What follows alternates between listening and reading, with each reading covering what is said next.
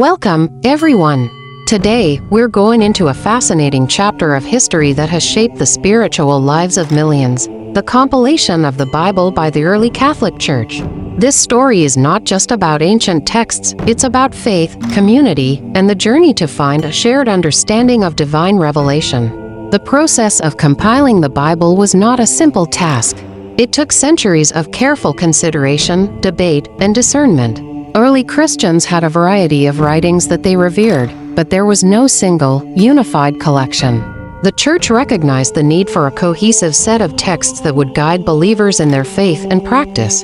This was especially important as Christianity began to spread across different cultures and regions.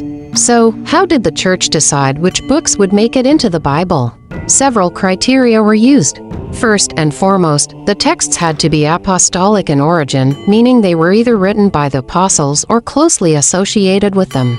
This ensured that the teachings were rooted in the first-hand experiences of those who walked with Jesus.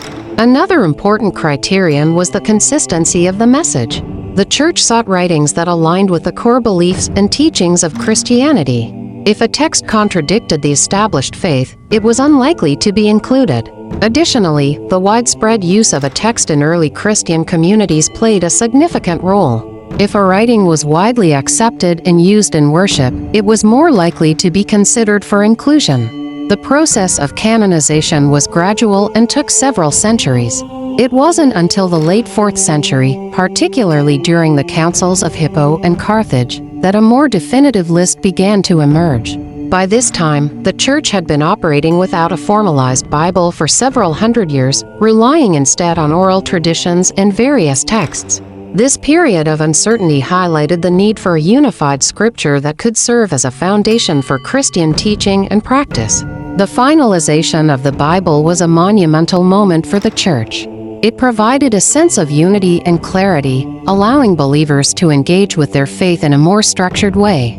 The Bible became not just a collection of stories and teachings, but a living document that continues to inspire and guide people today. Thank you for joining me on this journey through history.